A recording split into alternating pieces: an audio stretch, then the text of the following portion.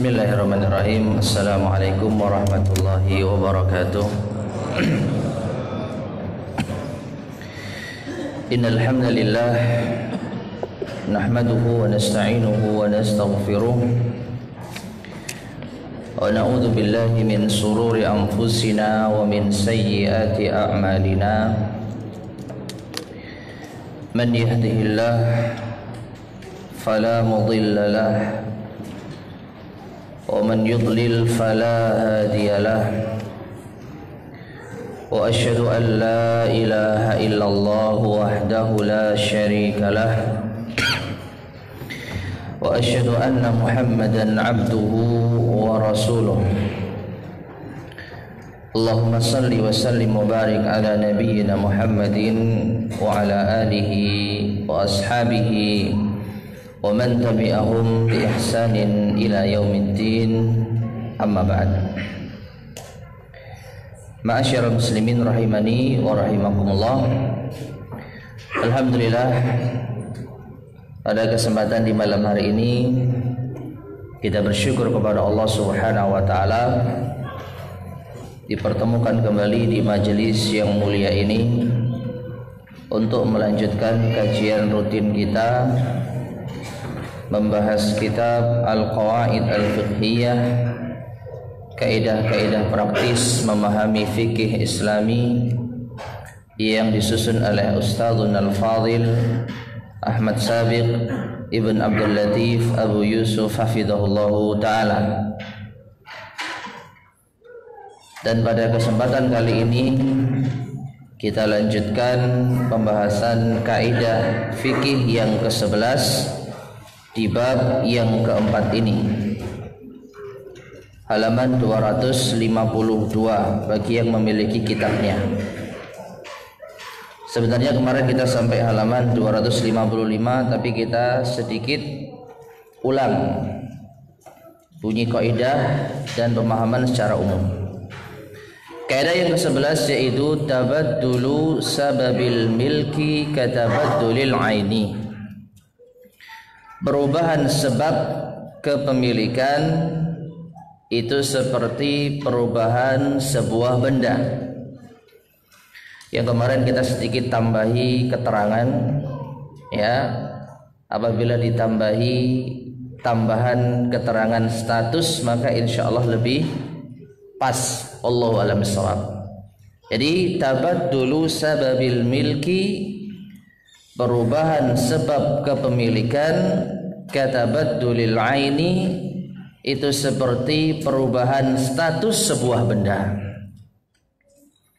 Ya, berpindahnya kepemilikan suatu barang dengan sebab-sebab yang diperbolehkan, misal jual beli atau hibah atau hadiah, maka ini merubah status benda tersebut.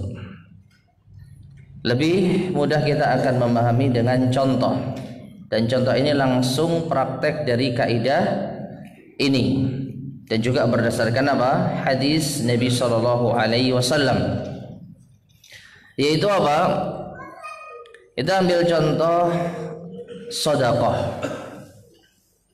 Harta sedekah ini diharamkan bagi Nabi sallallahu alaihi wasallam dan keluarganya, yaitu ahlul bait. Ya, sebagaimana sabda Rasulullah sallallahu alaihi wasallam, "Inna hadhihi shadaqah innama hiya awsakhun nas." Sesungguhnya sedekah itu adalah harta kotornya manusia. Wa innaha la tahillu li Muhammadin wala li ali Muhammadin sallallahu alaihi wasallam. Dan sedekah ini tidak halal bagi Muhammad dan bagi keluarganya Muhammad sallallahu alaihi wasallam. Jadi sedekah ini haram bagi Nabi sallallahu alaihi wasallam dan bagi keluarga Nabi sallallahu alaihi wasallam. Namun ketika ada perubahan kepemilikan ada orang kaya yang memberikan sedekah kepada orang miskin, dan orang miskin ini bukan keluarga Nabi Sallallahu Alaihi Wasallam. Maka apa hukumnya?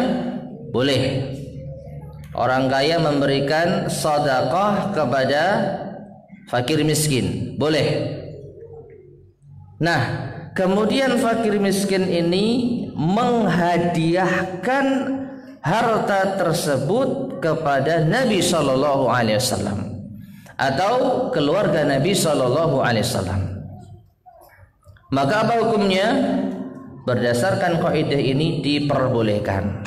Perhatikan, kalau seandainya orang kaya ini langsung memberikan sedekah kepada Nabi Sallallahu Alaihi Wasallam, maka nggak boleh. Diharamkan bagi Nabi dan keluarganya menerima harta sedekah. Tapi karena sudah ada perubahan sebab kepemilikan, yang awalnya harta sedekah dimiliki oleh orang kaya diserahkan kepada orang miskin, sudah terjadi apa? Perubahan kepemilikan. Ya, yang awalnya harta ini sedekah sekarang sudah diterima fakir miskin. Kemudian harta fakir miskin ini dihadiahkan kepada Nabi Sallallahu Alaihi Wasallam, maka ini diperbolehkan.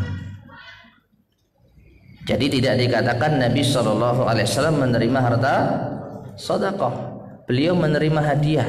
Loh, tapi kan itu harta sedekah yang diberikan orang kaya. Iya, tapi sudah terjadi perubahan sebab kepemilikan.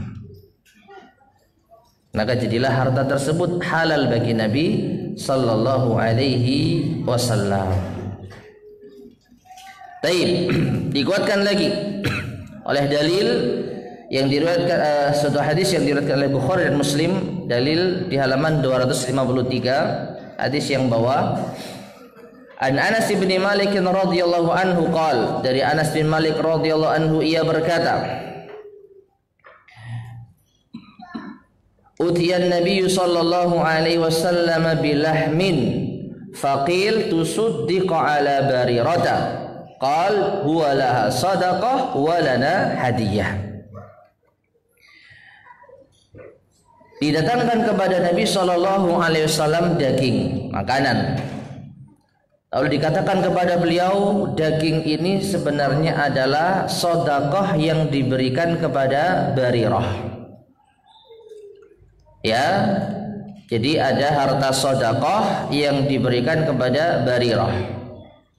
Maka beliau mengatakan sallallahu alaihi wasallam, huwa laha sadaqah wa lana hadiyah.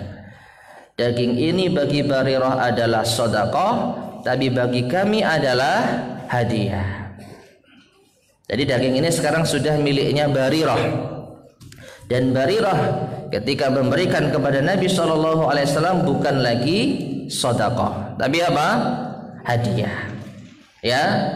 Maka sekali lagi dengan perpindahan sebab kepemilikan, maka status benda itu pun apa? Berubah. Yang awalnya benda ini statusnya adalah harta sedekah, tapi setelah berubah kepemilikannya, berubah pula statusnya menjadi harta hadiah. Baik. Dalil yang kedua, ya, kita kemarin sampai dalil yang ketiga, tapi nggak apa-apa kita ulang agar kita faham, yaitu sisi pendalilannya. An Ummi Atiyah taqal, dari Ummu Atiyah ia berkata, dakhala an-nabiy sallallahu alaihi wasallam ala Aisyah radhiyallahu an. Nabi sallallahu alaihi wasallam masuk menemui Aisyah. Faqal, lalu beliau bertanya, indakum syai', apakah engkau memiliki sesuatu? Makanan maksudnya. Qalat, maka Aisyah berkata, la illa syai'un ba'atsat bihi Ummu Atiyata minasyati allati ba'atsta ilaiha minas sadaqah. Tidak ada ya Rasulullah makanan kecuali sesuatu yang telah engkau berikan kepada Ummu Atiyah berupa daging kambing yang kau sedekahkan kepadanya. Ya. Kemudian apa? Ummu Atiyah memberikan lagi daging itu kepada kita. Bulet aja ya. Jadi Rasulullah SAW memberikan sedekah kepada Ummu Atiyah. Lalu Ummu Atiyah menghadiahkan makanan tersebut kembali kepada Rasulullah SAW.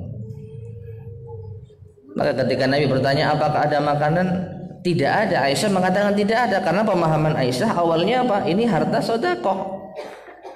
Jadi sebenarnya tidak halal bagi Nabi SAW. Ini menurut pemikiran Aisyah. Maka Aisyah mengatakan tidak ada kecuali ini.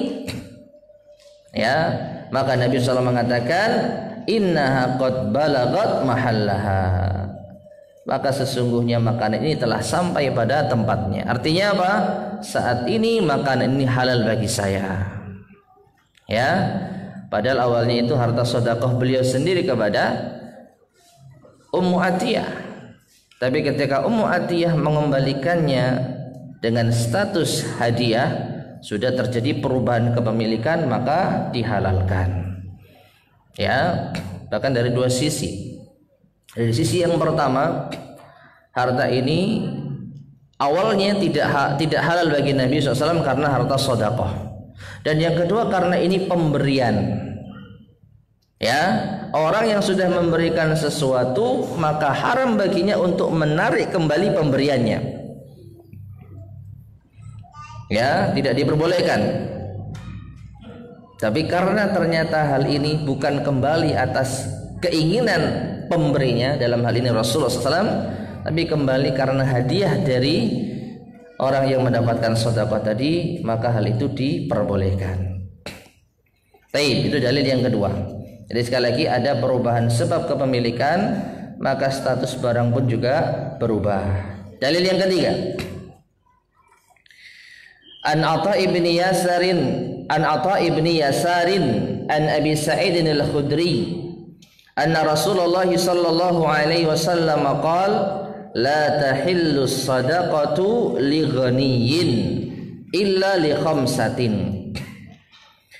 Dari Atha bin Yasar dari Abi Sa'id al-Khudri bahwasanya Rasulullah sallallahu alaihi wasallam bersabda, tidak halal sedekah bagi orang yang mampu, bagi orang yang berkecukupan, kecuali pada 5 perkara. Li ghazin fi sabilillah, bagi orang yang berperang di jalan Allah. Apa artinya? Kalau ada orang yang berperang di jalan Allah, sebenarnya dia mampu, tapi ada orang yang mensedekahinya, maka dia berhak menerimanya. Auli amilin alaiha, atau bagi amil. Siapa amil? Siapa amil? Hah? Panitia zakat. Ya. Sebenarnya bukan hanya panitia zakat ya. Kalau panitia zakat di zaman sekarang tinggal duduk, menerima setoran, nyatat, tanda tangan, balik kasih kwitansi, selesai. Ya, amil sebenarnya lebih dari itu pekerjaannya. Ya, ambil itu di antara pekerjaannya apa? Memeriksa. Nah, ini. Jadi mendatangi orang-orang kaya, dilihat nih kambingnya piro ini. Dihitung. Kambingmu sudah sampai nisab nih. Ayo. Tak catat tahun depan keluarkan zakatnya kalau tetap pada nisabnya. Ya. Jadi apa? Menjemput, memeriksa, mengecek, ya, mengambil, dan termasuk mendistribusikan. Intinya seseorang yang diamanahi untuk mengurusi harta zakat. Nah, ini amil bercukupan, mampu dia, tapi dia berhak mendapatkan sedekah. Dan kalau kita perhatikan lafaz sedekah yang dimaksud, wallahu alam, yang dimaksud adalah zakat. Ya. Karena di dalam Al-Quranul Karim Allah Subhanahu wa ta'ala membahasakan zakat dengan sedekah. Innamas sadaqatu lil fuqara'i wal masakini wal 'amilina 'alaiha, dan seterusnya. Ya, masarifuz zakat, golongan yang berhak menerima zakat. Dan di dalam Al-Qur'an disebutkan dengan lafaz sedekah. Baik. Jadi makna dari hadis ini adalah seseorang yang berhak menerima zakat. Wallahu alam. Itu yang kedua. Au li gharimin, atau bagi orang yang gharim. Apa gharim? Orang yang berhutang, terlilit hutang. Au li rajulin ishtaraha bimalihi, atau bagi orang yang membeli barang sedekah tersebut dengan hartanya. Ya, ada zakat diberikan kepada fakir miskin. Contoh kambing ya, contoh kambing. Ada kambing jatah untuk fakir miskin. Lalu ada orang kaya, orang mampu membeli kambing tersebut. Ya, kambing ini asalnya apa? Zakat. Orang kaya nggak boleh menerima zakat. Tapi karena kambing ini sudah berubah status kepemilikannya, sudah dimiliki secara sah oleh fakir miskin, lalu orang kaya tadi membelinya, ini boleh. Ya. Nah ini termasuk di antara penerapan hadis ini. Di antara penerapan kaidah ini. Au li rajulin kana lahu jarun miskin, atau yang berikutnya adalah seseorang yang memiliki tetangga yang miskin. Fatusuddiqa 'alal miskin, lalu ada yang memberikan sedekah kepada si miskin tersebut. Fa ahdahal miskinu lil ghani, kemudian fakir miskin tadi menghadiahkan harta tersebut kepada orang kaya. Ya, jadi perhatikan, poin utama hadis ini sesuai dengan kaidah kita adalah yang bagian akhir. Orang kaya tidak berhak menerima zakat, tidak halal menerima zakat kecuali dalam 5 perkara ini. Ya, meskipun sekali lagi sebenarnya tidak dikatakan menerima zakat, tapi menerima barang yang awalnya itu zakat. Ya, seandainya ada orang yang langsung memberikan zakat kepada si kaya tadi, maka tidak halal baginya. Tidak halal baginya. Tapi karena yang diberikan itu tetangganya yang miskin, berhak mendapatkan zakat. Lalu si miskin tadi memberikan kepada tetangganya yang kaya, maka halallah bagi si kaya. Nah ini hadis ini diriwayatkan oleh Abu Dawud, Ibnu Majah dengan sanad yang sahih. Kemudian mu'alif mengatakan di sini, hafizahullah taala, sisi pengambilan dalil dari hadis ini adalah bahwa orang kaya sebenarnya haram menerima harta sedekah, harta zakat. Berdasarkan sabda Rasulullah sallallahu alaihi wasallam, la tahillu shadaqatu li ghaniyyin wala li dzi mirratin sawi. Tidak halal sedekah bagi orang kaya dan bagi orang yang masih kuat. Hadis riwayat Tirmizi, Abu Daud dengan sanad yang sahih. Namun tatkala sebuah barang sedekah tersebut diberikan kepada orang miskin, maka benda tersebut menjadi miliknya. Lalu kalau dia menghadiahkan kepada orang kaya, maka hadiah tersebut sah dan boleh bagi si kaya menerimanya atas nama hadiah, bukan sedekah. Baik. Nah ini ma'asyiral muslimin rahimani wa rahimakumullah, dalil-dalil yang mendukung kaidah yang ke-11 ini. Ya, tabaddulus sababil milki katabaddulil aini. Perubahan sebab kepemilikan itu seperti perubahan status sebuah benda. Sekarang kita masuk pada penerapan kaidah. Meskipun tadi sudah kita jelaskan ya beberapa penerapan sesuai dengan hadis Rasul SAW. Amin, ini untuk melengkapi maka kita baca penjelasan dari al-muallif hafizahullahu taala. Beliau mengatakan di sini kaidah ini banyak digunakan dalam berbagai masalah fikih. Di antaranya yang pertama, orang fakir miskin yang menerima barang zakat atau sedekah lalu dia menghibahkan atau menghadiahkan kepada orang kaya, ahlu bait Rasulullah sallallahu alaihi wasallam, atau orang lain yang asalnya tidak halal menerima sedekah, maka itu halal baginya. Ya, ini sudah kita jelaskan berulang kali di dalam hadis-hadis yang tadi kita baca. Orang fakir miskin menerima barang zakat, sedekah lalu dihibahkan kepada orang yang awalnya haram menerima sedekah, maka itu menjadi halal. karena telah terjadi perubahan kepemilikan. Yang kedua, orang miskin yang menerima kulit kurban, maka boleh bagi dia untuk menjualnya, karena itu sudah menjadi miliknya, meskipun pada dasarnya tidak boleh menjual kulit binatang kurban. Bagi siapa? Bagi pengkurban. Pengkurban dilarang oleh Rasulullah SAW untuk menjual kulit kurban. Termasuk pula siapa? Wakilnya. Karena wakil ini menempati posisi seperti pemilik. Siapa wakil kurban? Ya kita ini panitia kurban. Gak boleh kita langsung jual kulit kurban. Posisi kita menempati posisi pemilik kurban, pengkurban.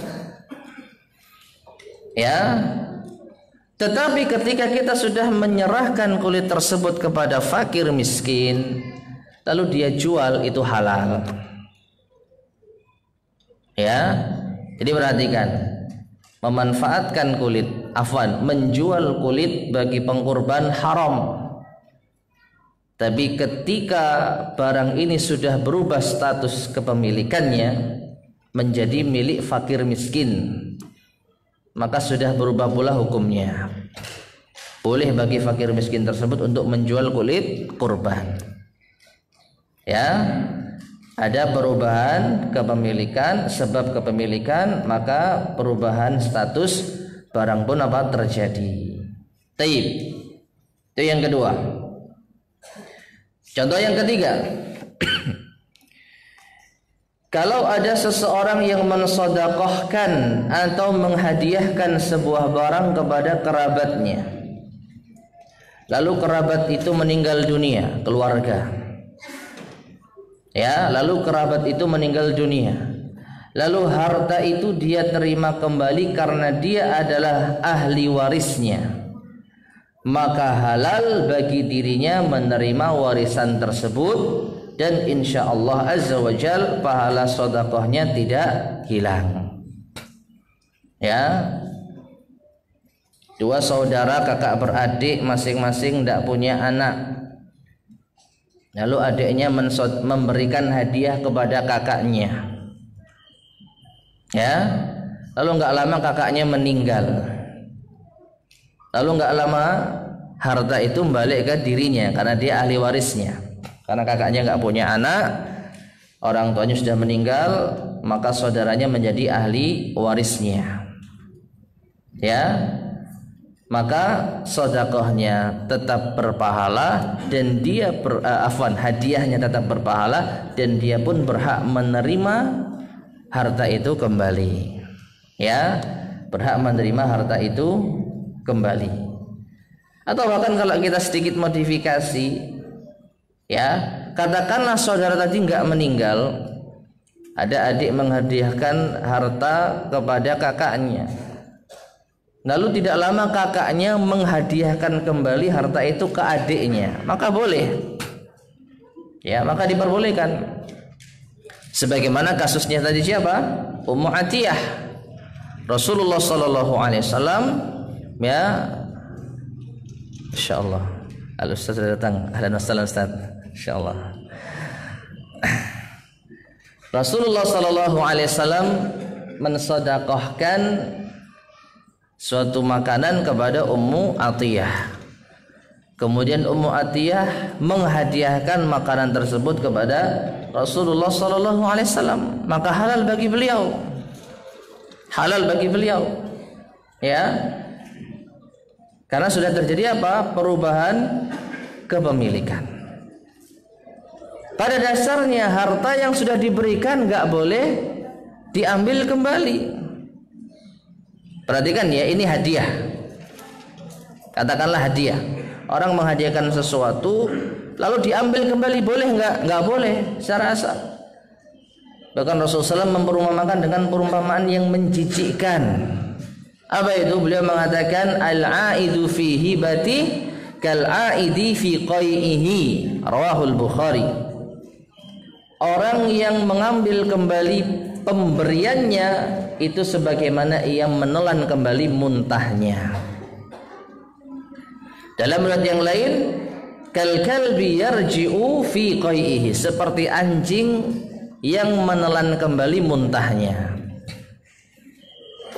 Jadi orang kalau sudah kasih hadiah tidak boleh diambil kembali hadiah tersebut.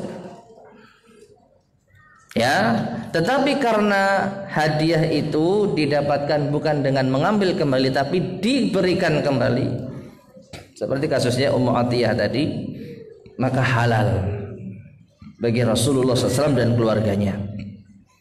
Dan juga bagi sang adik tadi halal menerima hadiah dari kakaknya, yang padahal barang itu juga hadiah dari adiknya. Taib. Itu contoh yang ketiga.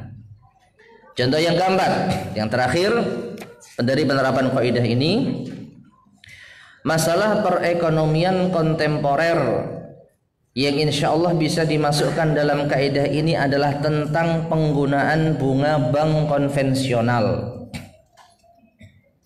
Meskipun para ulama masih berselisih pendapat apakah bunga ini boleh diambil lalu dikeluarkan untuk kepentingan umum ataukah tidak boleh diambil karena memang bunga itu bukan hartanya. Jadi pahami dulu ya, ada perbedaan pendapat di kalangan para ulama. Bunga yang ada di bank, para ulama berbeda pendapat. Ada yang berpendapat tidak boleh diambil karena itu bukan hartanya. Ada yang berpendapat boleh diambil untuk kemaslahatan umum, bukan untuk kepentingan dirinya. Ya, jadi ada bunga di rekeningnya diambil lalu diberikan untuk kepentingan umum. Sebagian membolehkan, sebagian tidak. Nah, kalau kita ambil pendapat yang mengatakan boleh mengambil lalu mengeluarkannya untuk kepentingan umum, maka boleh bagi dia untuk menggunakan kepentingan umum tersebut karena sudah berganti status. Ya, jadi ketika bunga bank itu diambil lalu dirupakan apa misalnya, kepentingan umum misalnya seringnya jalan, jembatan itu ya, lalu dimanfaatkan jembatan tersebut, jalan tersebut, boleh. Kenapa? Karena sudah terjadi perubahan kepemilikan. Yang awalnya harta ini riba bagi pemiliknya, tapi ketika sudah diarahkan untuk umum, maka ini sudah menjadi milik umum dan boleh dimanfaatkan.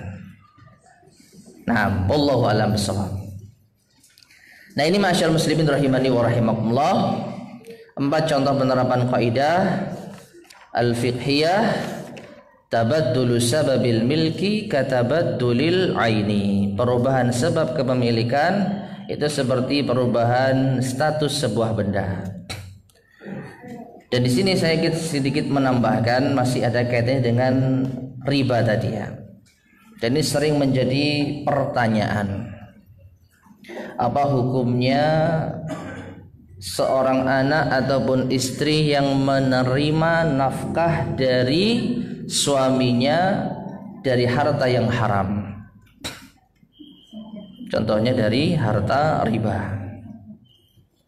Di sini saya akan bawakan penjelasan dari Fadilatul Syekh Muhammad bin Shalih Al-Utsaimin yang tercantum di dalam kumpulan, yaitu fatwa-fatwa beliau dalam risalah Al-Liqa' Asy-Syahri. Beliau ditanya, pertanyaannya enggak usah saya bacakan teks Arabnya, intinya saja. Jadi ada seorang anak yang bertanya kepada Syekh, bagaimana hukumnya saya menerima nafkah pemberian dari ayah saya yang bekerja di bank ribawi? Bolehkah kita menerimanya? Kita pakai untuk makan, kita pakai untuk minum dari hartanya. Meskipun sebenarnya kami memiliki kakak tertua yang memiliki penghasilan dari yang halal. Ya, kakak kami yang tertua memiliki pemasukan dari jalan yang halal, ia bekerja. Maka apakah kita meninggalkan harta nafkah dari ayah kita lalu kita menuntut kakak kita untuk menafkankan hartanya atau bagaimana? Jelas ya? Ya, sebenarnya masalah kakak ini kalau nggak kita sertakan nggak ada masalah. Apa sih hukumnya? Tapi ini biar lebih jelas. Karena yang banyak terjadi itu nggak ada pilihan. Satu-satunya pemasukan yang bekerja di bank tadi dengan cara yang haram. Ya, bekerja dengan penghasilan dari riba. Ini yang sering terjadi. Nah, ini ada pilihan. Kita bisa menolak pemberian ayah dan kita bisa mengambil pemberian dari kakak perempuan yang bekerja tadi. Maka bagaimana sebaiknya? Fa'ajab, lalu beliau menjawab. Ya, ini penjelasan dari Syekh Muhammad bin Shalih Al-Utsaimin. Aku katakan, khudun nafaqata min abikum. Ambillah nafkah dari ayah kalian. Lakumul hana wa alaihil ana. Bagi kalian kesenangan untuk menikmatinya, ini beban tanggung jawab tersebut. Ya, li'annakum ta'khudunal mala min abikum bihaq. Karena kalian telah memperoleh harta tersebut dari ayah kalian dengan cara yang benar. Kalian kan nggak nyuri, kalian nggak korupsi, kalian berhak mendapatkan nafkah. Idhuwa indahu malun wa laysa indakum. Ayah kalian yang punya harta, kalian nggak punya harta. Fa antum ta'khuduna kin, maka kalian bisa mengambilnya dan hak, ya, dengan cara yang benar. Wa in kana ana'uhu wa ghurmuhu wa ismuhu ala abikum. Meskipun beban tanggung jawab itu, kemudian kerugiannya dan dosanya itu ada pada ayah kalian. Fala yahummukum, maka tidak menjadi beban bagi kalian. Fa huwa Nabi sallallahu alaihi wasallam. Lihatlah Nabi sallallahu alaihi wasallam qabila al-hadiyata minal yahud. Beliau menerima hadiah dari Yahudi. Wa akala ta'amal yahud. Beliau memakan dari makanan pemberian orang Yahudi. Washtara minal yahud. Beliau membeli dari hartanya orang Yahudi. Ma'anal yahuda ma'rufuna birriba. Padahal kita tahu bahwasanya orang Yahudi itu dikenal dengan transaksi ribanya. Ya, wa akli suhud, dan makan dari cara yang haram. Lakinna Rasulullah sallallahu alaihi wasallam ya'kulu bi tariqin mubah. Tetapi Nabi sallallahu alaihi wasallam memakan harta tersebut dengan cara yang mubah, benar. Entah itu dapat hadiah atau itu dengan membeli. Ya, perhatikan. Ya, persis seperti yang tadi kita sampaikan, sudah terjadi perubahan kepemilikan. Yang awalnya harta itu haram bagi orang tersebut Yahudi karena riba, tapi karena sudah berpindah dengan cara yang benar, diberi hadiah atau dibeli, maka ini diperbolehkan. Fadzalika fa idza malaka bi tariqin mubah fala ba'sa bihi. Maka ketika seseorang memperolehnya, memilikinya dengan cara yang mubah, maka tidak mengapa. Unzur masalan Barirata maulah Aisyah radhiyallahu anhuma. Lihatlah kisahnya Barirah, yaitu budaknya Aisyah radhiyallahu anhuma. Hadis pertama yang kita baca tadi, ini yang dijadikan dalil oleh Syekh Muhammad bin Shalih Al-Utsaimin, bolehnya seseorang menerima nafkah dari suaminya yang didapat dengan cara yang haram. Hadis Barirah sudah kita sampaikan tadi. Bagaimana itu? Barirah mendapatkan daging harta sedekah, yang kemudian harta itu dihadiahkan kepada Rasulullah sallallahu alaihi wasallam. Ya, karena hadisnya panjang dan sudah kita sebutkan, maka kita persingkat, yaitu penjelasan Syekh Muhammad bin Shalih Al-Utsaimin. Jadi intinya apa? Kesimpulannya, boleh bagi anggota keluarga, bagi istri, bagi anak untuk menerima nafkah dari ayahnya yang didapat, atau nafkah dari ayahnya yang diupayakan dari harta yang haram. Ya, tapi tentu saja tetap bagi seorang istri untuk memberikan nasihat kepada ayahnya, kepada suaminya. Nasihat terus, tetapi haknya untuk mendapatkan nafkah ini diperbolehkan. Ya, wallahu taala alam shawab. Belum masuk Isya. Tayyib. Sampai sini mungkin ada yang tanyakan, karena setelah adzan Isya insyaallah kita tutup langsung. Nggih.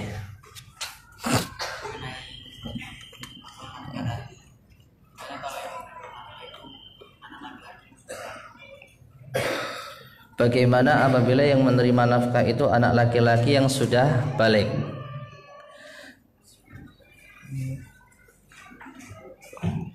Anak laki-laki yang sudah balik pada dasarnya dia sudah tidak menjadi tanggung jawab orang tuanya untuk menafkahi. Tapi bukan berarti orang tua tidak boleh memberi hadiah pemberian kepada anaknya. Jadi dalam hal ini katakanlah itu bukan nafkah, anggaplah itu sebagai suatu hadiah. Dan kita mendapatkan hadiah dengan cara yang halal, maka diperbolehkan. Ya, Rasulullah SAW mendapatkan harta dari Barirah bukan nafkahnya Barirah, ya kan? Tapi hadiah dari Barirah. Beliau juga mendapatkan daging kambing dari Ummu Atiyah bukan karena nafkahnya Ummu Atiyah, tapi hadiah dari Ummu Atiyah. Jadi diperbolehkan. Allahu a'lam bishawab. Tapi ada lagi yang disampaikan?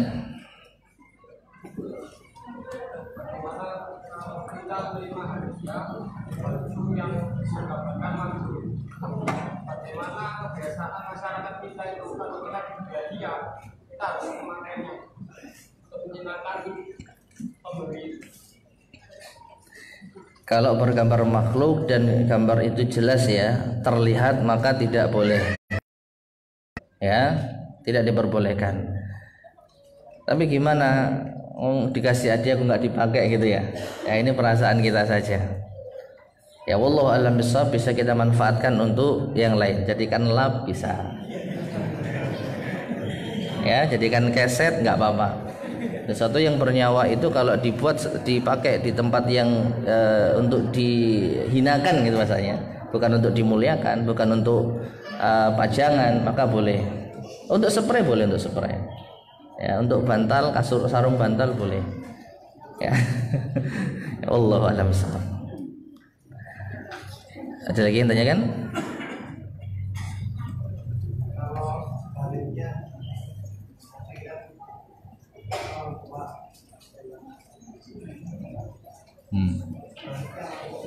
Dikasih anak,